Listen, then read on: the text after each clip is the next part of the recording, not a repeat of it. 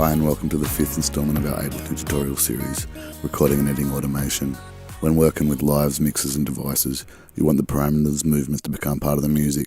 A control whose value changes over time is automated. Practically all mixer and device controls in live can be automated, including the song's tempo. There's a number of different ways of getting the information onto the track. One way is just to record your movements. I'm going to make some movements with this filter. Going to arm the track that I'm recording on. Make sure I've got a count in. Then just press the overdub session record button. Any changes made to any values while this is happening is recorded in a linear fashion to your clip. The same goes if you're using a Midi controller. As soon as you let go of your mouse, it stops recording in touch fashion. And if you want to edit, you go down to the right hand corner and bring up your clip view. Then touch the little latch icon in the left hand corner.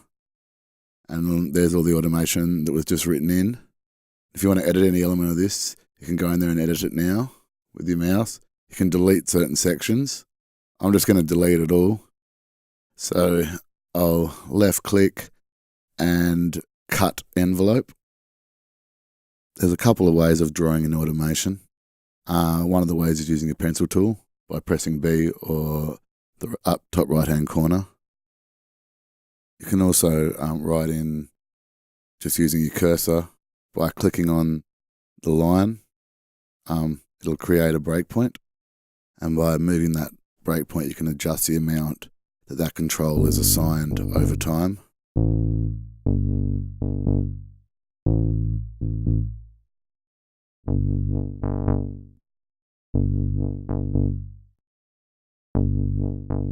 And if you want to curve a line, by pressing Option and hovering by the line, it gives you the option. You can get curved lines, which can give a much smoother transition.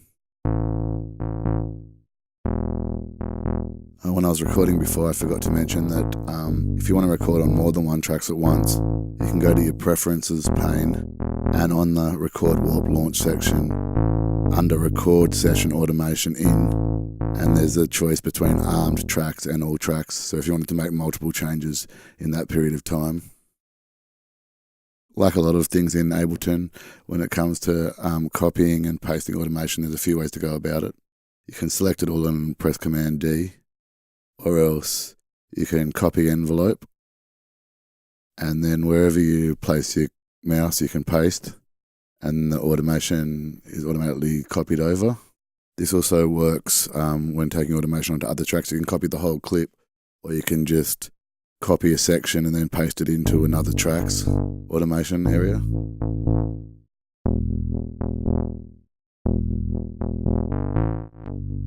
And when you've got something that you like, just go up and click on the clip and then toggle the view with your tab key, and then you can just drag it and drop it in here, and all the automation comes with it, the same as if you're recording it.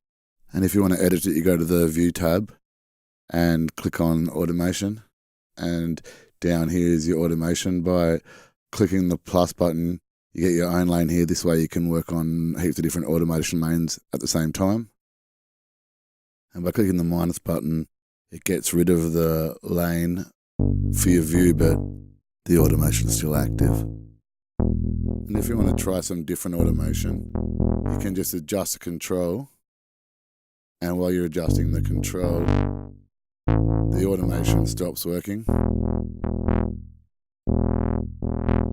But if you want to go back to the automation that you had, you just go back up and press on this little red arrow button, and then the automation comes back into play.